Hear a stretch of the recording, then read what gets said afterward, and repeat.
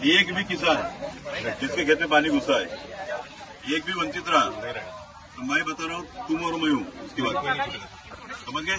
आज के आज यादी तैयार करो, तुम्हारे पूरे लोगों को काम पर लगाओ, सरपंच साहब ग्राम सेवक है तुम्हारे, पूरे लोगों की यादी तैयार करो अभी बैठ करके, ठीक है? जो भी किसान है उनको बोलना अपने अपने का नाम लिखा दो तुरंत, अभी ग्राम सेवक बोलो सबके नाम लिखाओ। बिल्कुल बिल्कुल, ठीक है? एक बात। दुसरी बात काय कृषी मॅडम कोण आहे? तुम्हाला काही ऑब्जेक्शन आहे का? मग तुमच्या विभागाच्या जरा जास्तच राहते। मी तो म्हणत नाही, हे यादी तयार करतील आता पूर्ण, समजलं का नाही? गावामध्ये मागेही आपण आलो होतो, तुमचे तहसीलदार साहेब आले होते, तरी पण तुम्ही यादी तयार केली नव्हती का? तयार केली नाही मागच्या वेळेस यादी?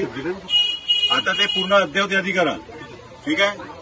कारण या पाण्यामध्ये ज्यांचे शेतामध्ये जरी पाणी गेला नसेल तरी पण तो आता धान कशावर होता? फुलावर होता, धान गेला सर्व गेलाय ना तो, आता मिळणार आहे त्यांना, कारण तो पूर्ण पोचा निघणार आहे। बरोबर आहे का नाही? एवढं समजते ना आपल्याला मॅडम, बरोबर आहे का नाही?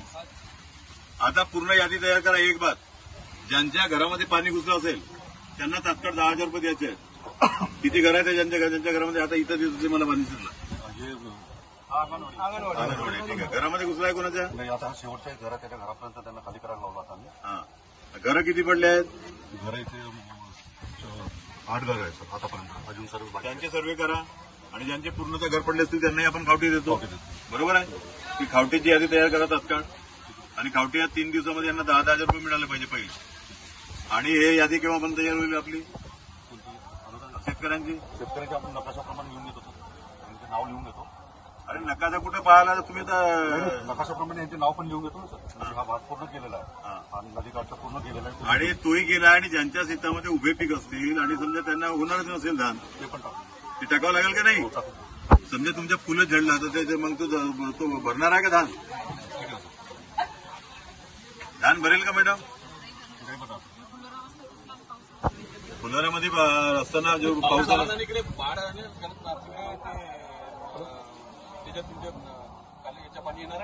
अभी तक के साथ जो खराब हो रही है उसकी फोटो नहीं लेते थे, जो अच्छी है उसकी फोटो लेते थे। तुम ऐसे क्यों करते हो यार? क्या प्रॉब्लम?